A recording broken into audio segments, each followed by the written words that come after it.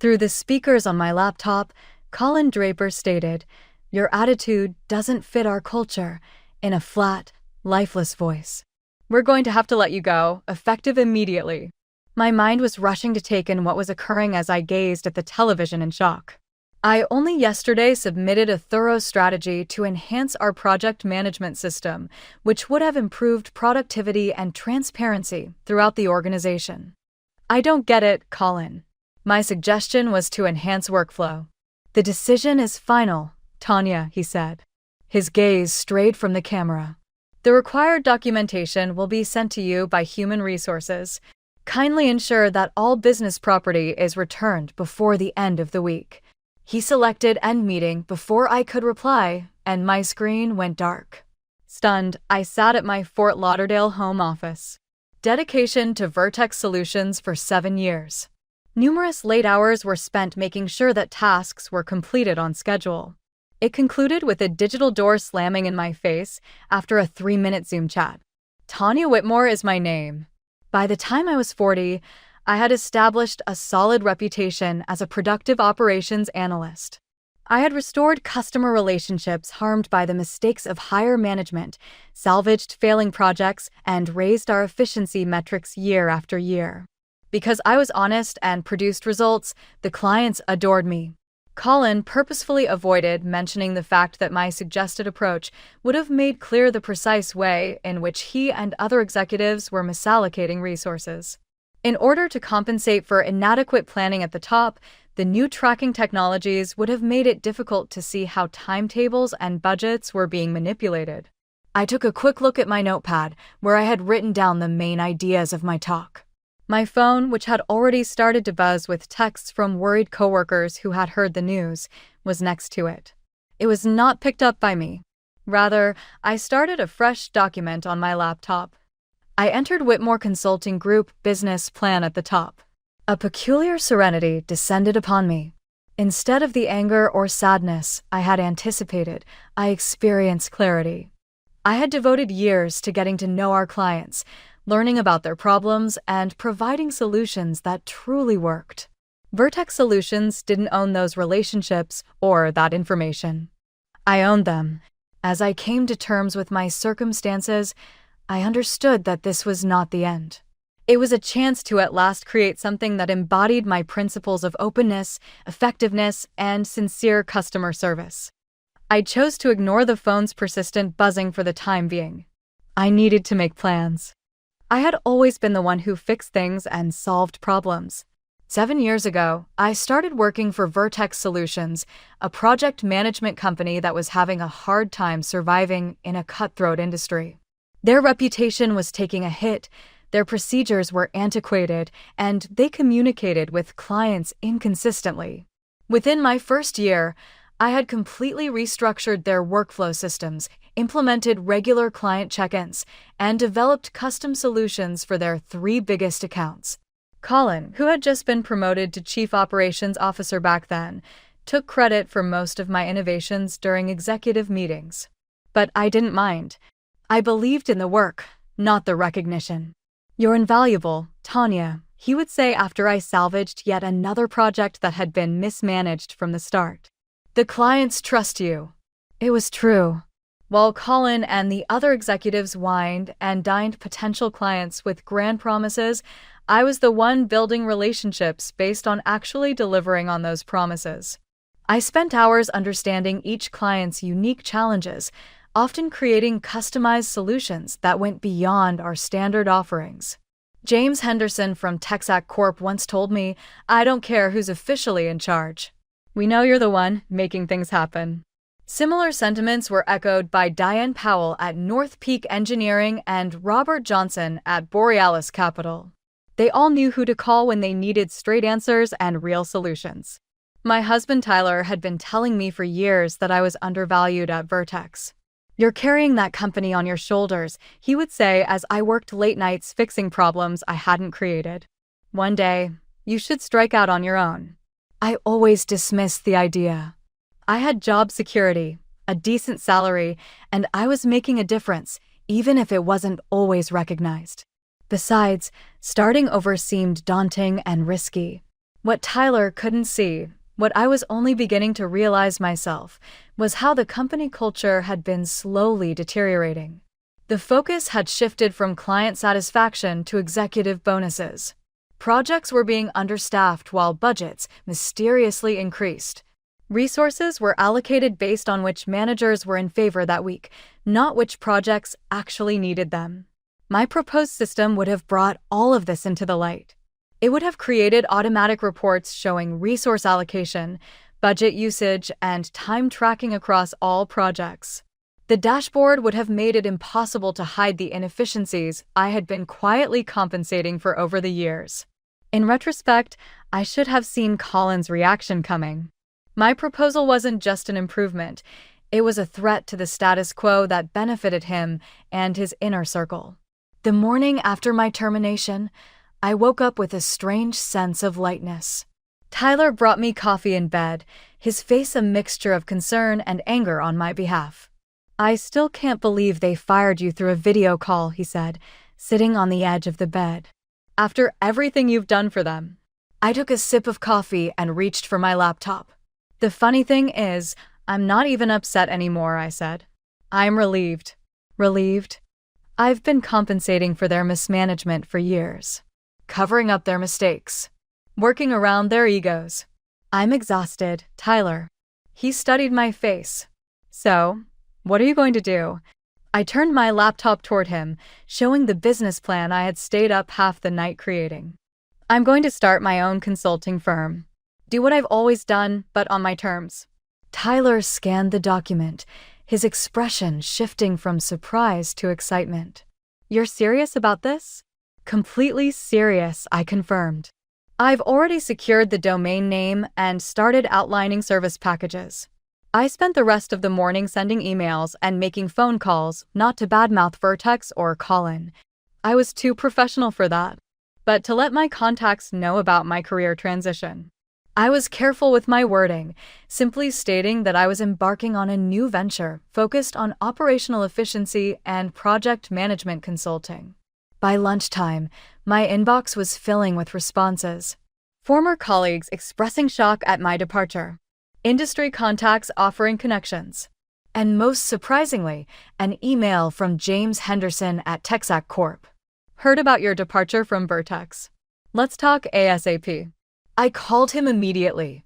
"Tanya," he said when he picked up, "what the hell happened?" I gave him the sanitized version. A difference in vision for the company's future. James wasn't buying it. "Colin finally realized you were the one keeping everything together, didn't he?" Threatened. I couldn't say. I replied diplomatically, "Well, his loss."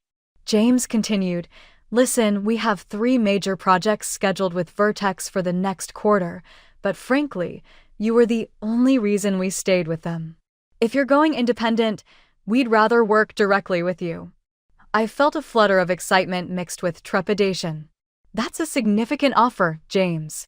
It's a no-brainer for us. Your strategic approach has saved us countless hours and resources. Send me a proposal by the end of the week."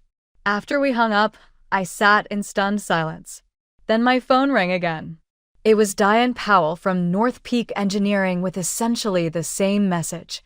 By the end of the day, Robert Johnson from Borealis Capital had also called. 3 of Vertex's biggest clients, representing nearly 40% of their quarterly revenue, were ready to follow me out the door. That night, as I updated my business plan with this unexpected development, I realized that what Colin had intended as punishment had instead become my liberation. 1 week after my termination, Whitmore Consulting Group was officially established. I had converted our guest bedroom into a proper office, complete with a professional setup for video calls. Tyler had surprised me with a custom nameplate for my desk, Tanya Whitmore, founder and CEO. I was in the middle of finalizing my proposal for Trixa Corp when my phone rang. The caller ID showed it was Jessica Barnes, Vertex's HR director. "Tanya," she said when I answered, her voice unusually tentative. "How are you?" "I'm doing well, Jessica. What can I do for you?"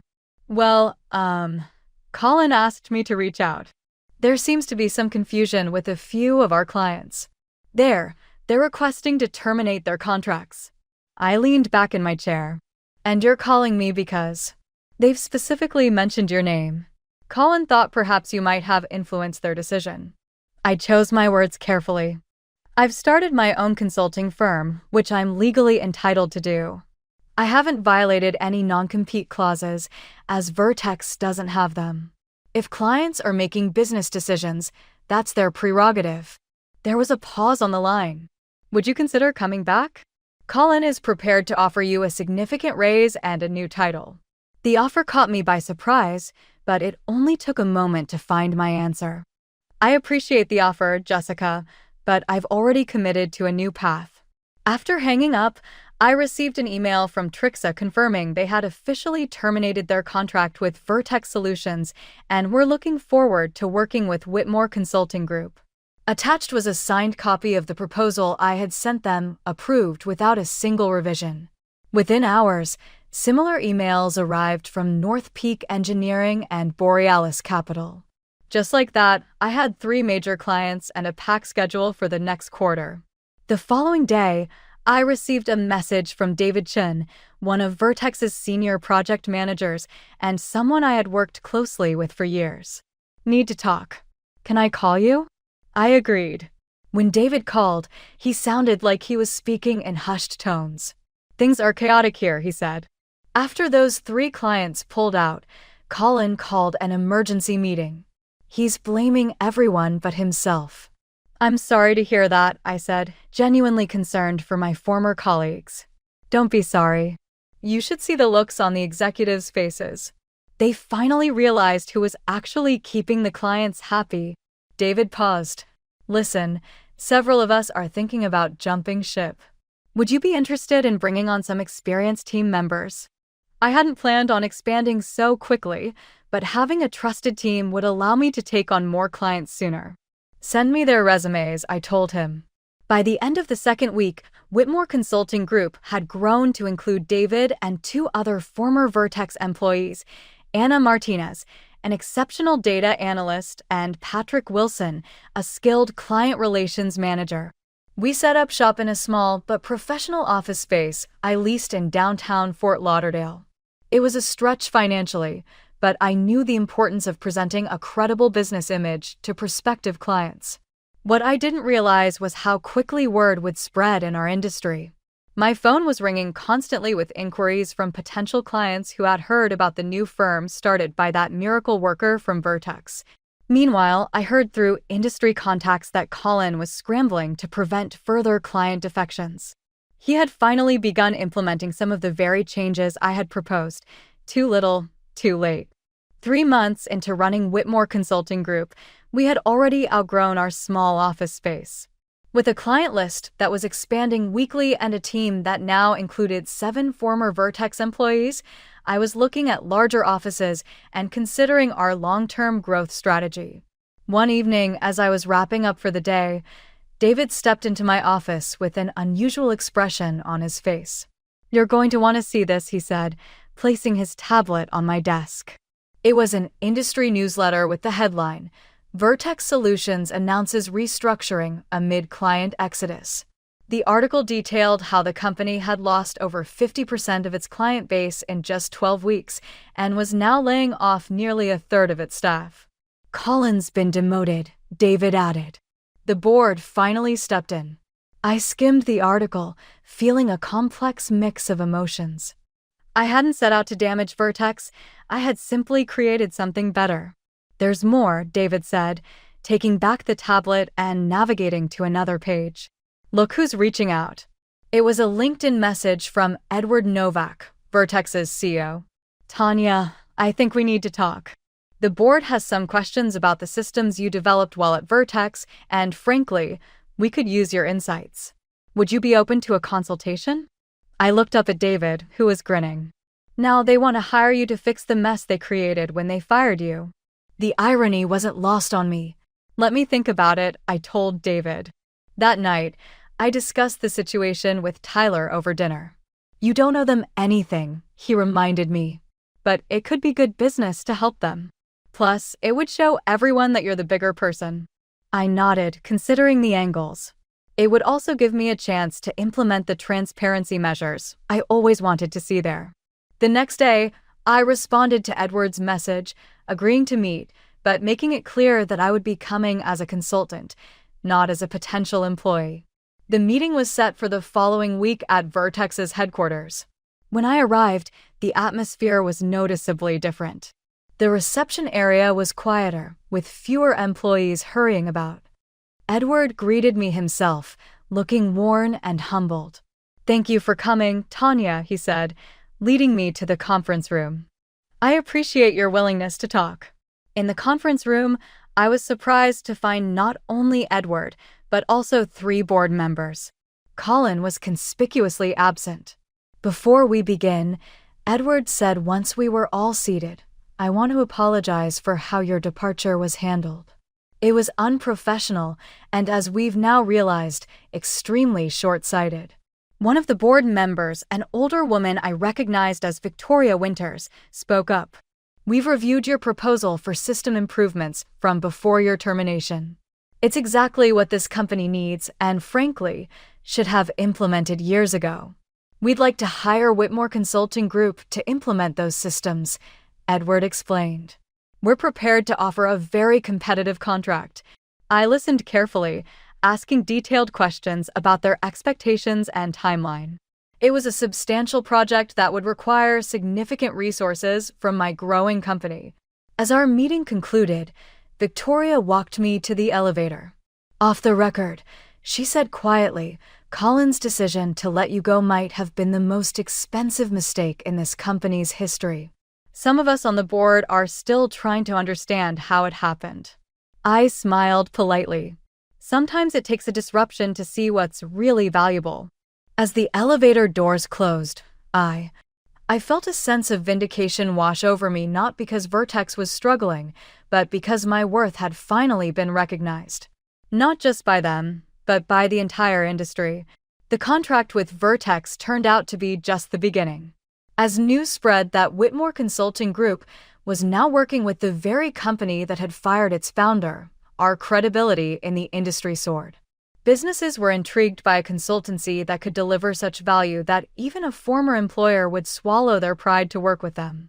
6 months after launching my company, we had moved into a spacious office in a prestigious building in downtown Fort Lauderdale. Our team had grown to 15 employees, most of them specialists I had handpicked for their exceptional skills and client-focused mindset. On the day we signed our 10th major client, I organized a small celebration in the office. As we were raising glasses of champagne to toast our success, my assistant informed me that someone was asking to see me in reception. To my surprise, it was Colin Draper. "Do you have a minute?" he asked, looking uncomfortable in our sleek reception area. I led him to my office, curious about his unexpected visit. "Congratulations on your success," he began, awkwardly gesturing at the office around us. "You've built something impressive here." "Thank you," I replied neutrally. "What can I do for you, Colin?" He shifted in his seat. "I'm not here on behalf of Vertex. I was let go last month." I didn't respond, waiting for him to continue. "The transparency systems you implemented revealed some discrepancies in my management decisions." He cleared his throat. The board wasn't pleased. I couldn't help but appreciate the irony. The very system he had fired me for proposing had ultimately exposed his mismanagement. "I'm sorry to hear that," I said, though we both knew I wasn't. "Look, Tanya," he said, leaning forward. "I know I made a mistake with you. I was protecting myself instead of doing what was right for the company. But I'm good at what I do when I have the right guidance." He took a deep breath. "I'm here to ask if you might have a position available." The request was so unexpected that, for a moment, I couldn't respond. Colin Draper, the man who had fired me via Zoom without warning or discussion, was asking me for a job. I studied him carefully. Was this genuine humility, or just another self-serving move? "Colin," I said finally, "my company is built on transparency, collaboration, and genuine client service. Those aren't just buzzwords here. They're how we operate every day." He nodded quickly. "That's exactly why I want to work with you." I've learned from my mistakes. I considered his request. Hiring Colin would be seen as either an incredible act of forgiveness or a foolish decision to bring in someone who had already proven his character. I don't have a position for you, I said at last, watching his face fall. But I do have some contacts in the industry who might make some calls. On one condition. What's that? That you understand what actually happened between us. I wasn't fired because my attitude didn't fit the culture. I was fired because I threatened a system that was benefiting you at the expense of clients and colleagues. Colin had the decency to look ashamed. You're right, and I've paid for that mistake.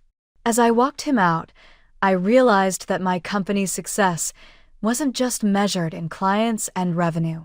It was also reflected in this moment, having the confidence and security to face a former adversary without bitterness. Later that afternoon, I made those calls as promised, not because Colin deserved my help, but because it was the kind of leader I had chosen to be, one who values growth and second chances, even for those who hadn't offered me the same. 1 year after being fired over Zoom, I stood at the podium as the keynote speaker at the annual Project Management Excellence Conference in Miami. The irony wasn't lost on me. The previous year, Colin had represented Vertex Solutions at this very event. Success isn't just about having the right strategies, I told the room filled with industry professionals. It's about implementing them with integrity and transparency. As I spoke, I could see the executives from Vertex Solutions sitting in the front row. Edward Novak nodded along with my points while Victoria Winters actually took notes. Their company had stabilized under new leadership, though they hadn't regained their former market position. When I founded Whitmore Consulting Group, I continued, it wasn't about competing with former employers or proving anyone wrong. It was about creating a space where good work could be done honestly, where clients received the value they paid for, and where employees were recognized for their contributions. After my speech during the networking reception, Edward approached me with a glass of sparkling water. That was an excellent presentation, Tanya, he said, though I couldn't help feeling it was partially directed at us. I smiled. Take it however you need to, Edward. He glanced around at the crowd, many of whom were gathered around my colleagues from Whitmore Consulting. Your company has captured the imagination of the industry. Everyone wants to know your secret. My response was, there is no secret, just honest effort, sincere connections, and open procedures. Everything I attempted to put into practice at Vertex. Edward's face became thoughtful. The board has been debating a possible offer of purchase.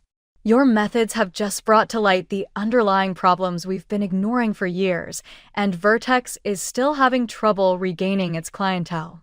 Startled by his openness, I arched an eyebrow. Are you making the suggestion that I believe you are making? Would Vertex Solutions be a potential acquisition for Whitmore Consulting Group? It would be an unorthodox move, but potentially beneficial for both companies. Every industry journal carried stories about Whitmore Consulting Group's acquisition of Vertex Solutions. What started out as a story of personal retaliation had evolved into a business success story fit for a management course. The majority of Vertex's surviving staff were kept on board and assimilated into our more open culture. While some people adjusted to the shift with ease, others found it difficult to meet the accountability requirements of our systems.